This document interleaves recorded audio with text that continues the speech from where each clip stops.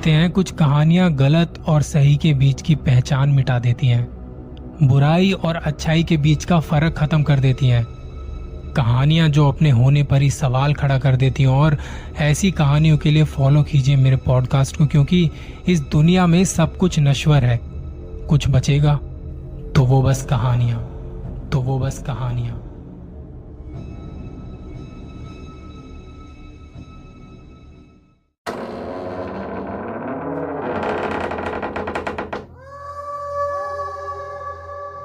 डरावनी कहानियां बचपन से ही हमारी जिंदगी का हिस्सा रही हैं। ना जाने कितनी ही ऐसी कहानियों को हम सुनते आ रहे हैं और सुनाते भी आ रहे हैं। ये कहानी थोड़ी अलग है, कहीं कहीं पे तो आपको ऐसा भी लगेगा कि यार ये क्या हो गया। तो सीधे अब अपनी पहली कहानी शुरू करता हूं। डॉल्स। ऐसी डॉल्स के ऊपर आपने ना जाने कितनी ही कहानियां सुनी होंगी, क्योंकि हमने कई कहानियां सुनी हैं और फिल्में भी देखी हैं। इन्हीं वजहों से हम आज उन डॉल्स को वैसी नजर से नहीं देखते जैसे बचपन में देखा करते थे। कभी सोचा है ये जो कहानियां और फिल्में बनती हैं, ये कहीं ना कहीं से रियल लाइफ से इंस्पायर होती हैं। इस कहानी के बीच बीच में आपको लग सकता है कि ये कहानी फिक्शनल स्टोरी है, पर इस कहानी में जो कुछ भी बताया गया है वो बिल्कुल रियल है। एक आइलैंड के बारे में बात करते हैं, आइला दे ला म्यूनिका, जिसका सिंपल भाषा में आपको मतलब बताऊं तो द आइलैंड ऑफ डॉल्स। आज के टाइम पर इस आइलैंड के हर चौराहे पर, पेड़ों पर, दीवारों पर, हर जगह पर एक ना एक डॉल को बांधा गया है, मतलब लटकाया गया है। लेकिन ऐसा करना वहां की कोई मान्यता नहीं है। दरअसल इस आइलैंड को कुछ वक्त पहले डॉन जूलियस सेंटाना बरेरा नाम का एक आदमी इस आइलैंड को संभालता था। जब 20 के दशक में कहीं बीच में वो अपनी वाइफ और बच्चों के साथ यहाँ पे आके रहने लग गया था।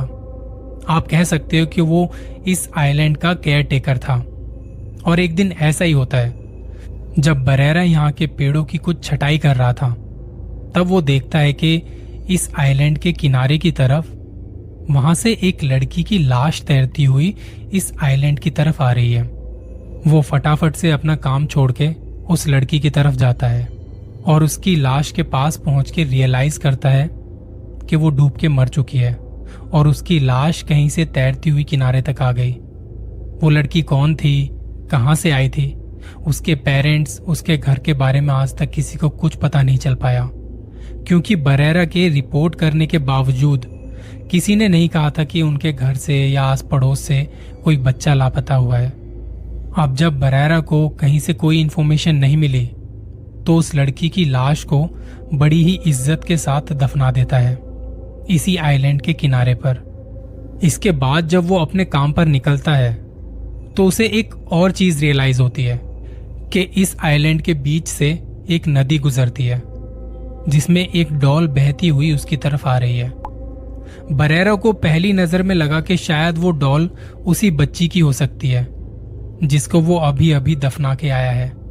वो उस डॉल को पानी से निकालकर उसे इसी आइलैंड के सबसे बड़े पेड़ पर टांग देता है और यहीं से कहानी और भी ज्यादा डार्क हो जाती है।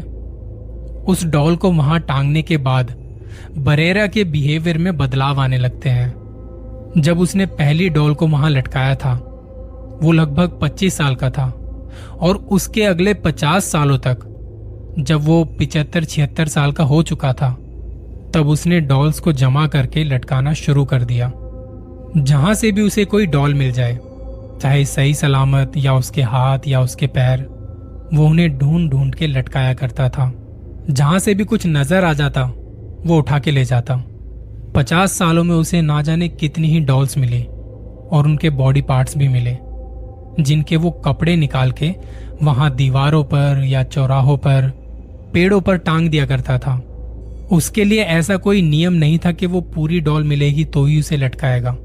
उसे चाहे सर मिलता या हाथ या पैर, वो उसे पूरी इज्जत के साथ साथ वहां पे लटका देता था, बस उनके कपड़े उतार देता। और जैसा कि मैंने आपको पहले बताया कि 50 सालों तक उसने ये काम किया, जब तक उसकी मौत नहीं हो गई। और 2001 में बरेरा की डेड बॉडी को किसी ने वहां पे रिपोर्ट कर दिया था, वहां के किसी टूरिस्ट ने। और बरेरा की डेड बॉडी ठीक उसी जगह पर मिली जहां पर उसने उस छोटी बच्ची की लाश को दफनाया था। बहुत सारे लोगों को ये बात समझ में नहीं आई कि बरेरा ने अपनी पूरी लाइफ को डॉल के लिए खर्च क्यों कर दिया, और उसकी बॉडी भी उसी जगह पर मिली जहां से उसका पहले से ही कनेक्शन था उस डॉल को लेके, उस लड़की की लाश को लेके। जिन लोगों को ये बात पता थी उनका कहना था कि वो लड़की अपने साथ किसी शैतानी रूह को ले आई थी, या फिर ऐसा भी हो सकता है कि जो डॉल उस नदी में बहते हुए दिखाई दी थी उसके अंदर ऐसी डिमोनिक स्पिरिट थी जिसने बरेरा से पूरी जिंदगी ऐसा काम करवाया, चाहे उसने मन से किया या बेमन से। इस कहानी में एक और ट्विस्ट तब आता है जब लोगों के पास और आसपास के शहरों में बरेरा की ये कहानी पहुंचने लगी। तब बहुत सारे लोगों ने बरेरा की याद में और इन सब चीजों के बारे में जानने के लिए उस आइलैंड को विजिट करना शुरू कर दिया, और लोगों को लगने लगा कि बरेरा ने एक बच्ची की लास्ट विश को पूरा करने के लिए अपनी पूरी लाइफ का सैक्रिफाइस कर दिया। कई सारी चीजें तो आज भी रहस्य बनी हुई हैं, जैसे कि जिस जगह पर बरेरा ने उस बच्ची की लाश को दफनाया था वहां पर किसी भी टाइम का कोई कंकाल नहीं मिला था, किसी की भी हड्डियां नहीं मिली, डेड बॉडी का कोई भी निशान नहीं था। पर सवाल यह है कि अगर बरेरा ने उसे वहां पे दफनाया था तो बॉडी का कोई भी पार्ट क्यों नहीं मिला?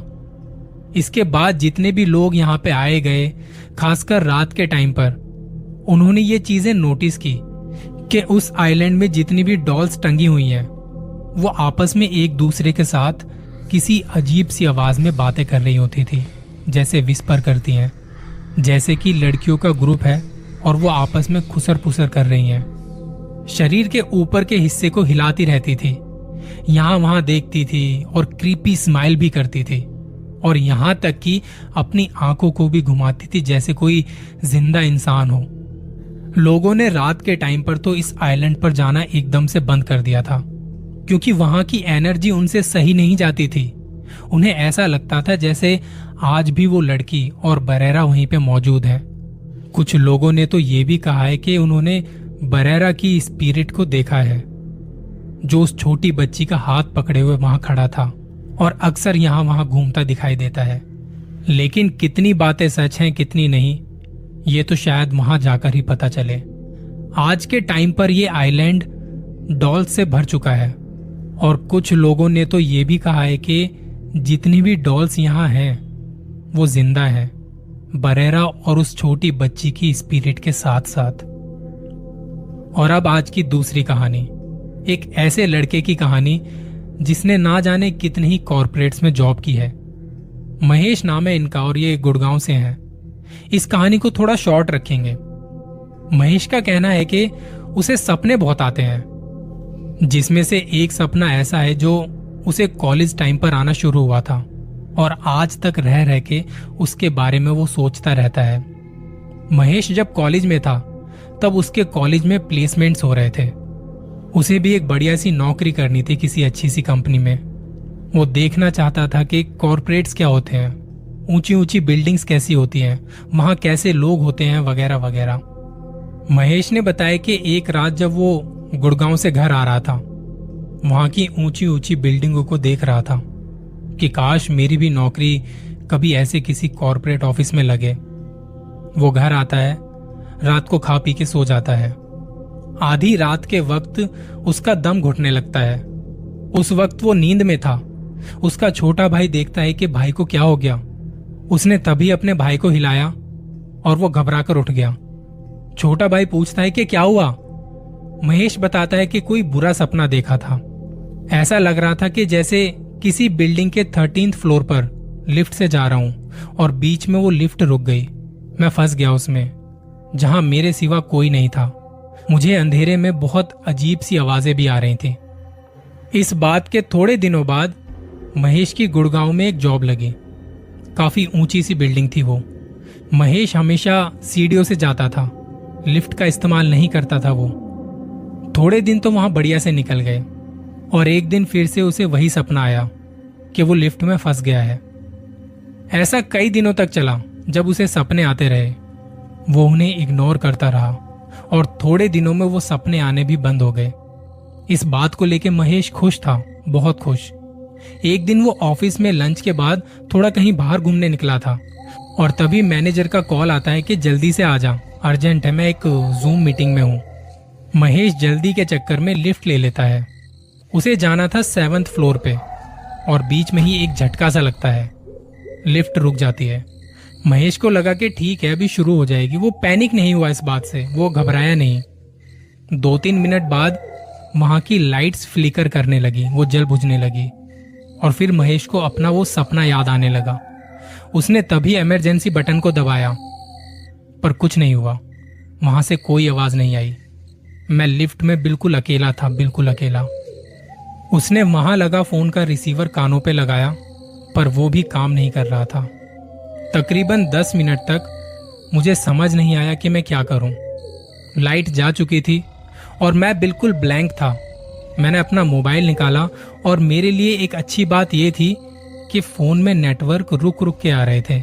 एटलीस्ट उसका सहारा तो था। मैंने तभी अपने मैनेजर को कॉल किया। मैंने बताया कि मैं लिफ्ट में फंस गया हूं और उन्हें मेरी आवाज ठीक से जा नहीं रही थी। मैंने उन्हें मैसेज किया और उन्होंने जाके सिक्योरिटी वालों को बताया। वो सारे लोग लगे हुए थे ठीक करने में। उस दिन सेकंड सैटरडे था और ज्यादा लोग थे नहीं वहां पे, तो किसी ने इस तरफ ज्यादा ध्यान नहीं दिया कि लिफ्ट रुकी हुई है। मैं उसके अंदर 20-25 मिनट तक फंसा रहा। वहां अंधेरे में मेरा दम घुट रहा था और पता नहीं क्यों मुझे ऐसा फील हो रहा था जैसे बहुत ही अजीब सी आवाजें लिफ्ट के नीचे से आ रही हैं। जहां मैं खड़ा था ठीक उसके नीचे से, जैसे वहां कोई फंसा हुआ हो। जब सिक्योरिटी वाले आए तब उन्होंने मुझे निकाला। मेरा मैनेजर वहीं खड़ा था। उसने मुझे पानी पिलाया और तब से एक डर मेरे अंदर बैठ गया है। वो सपने जो मैं देख रहा था कहीं ना कहीं मुझे वार्निंग दे रहे थे कि ऐसा नहीं करना। इसके कुछ दिनों बाद मैं अपने दोस्त से मिलने उसके अपार्टमेंट गया और उसका घर यहाँ 14th फ्लोर पर था। अब मैं इतनी ऊपर सीढ़ियों से तो जा नहीं सकता था, तो मैंने अपने दोस्त को फोन किया कि नीचे आजा, मुझे लेने। लिफ्ट से जाना है पर अकेले नहीं जाना, तू आजा पहले। वो आया और बोला क्या हुआ। मैंने उसे बताया कि एक बार ऐसे ऐसे मेरे साथ हुआ था, तो तब से एक डर सा बैठ गया है मेरे अंदर।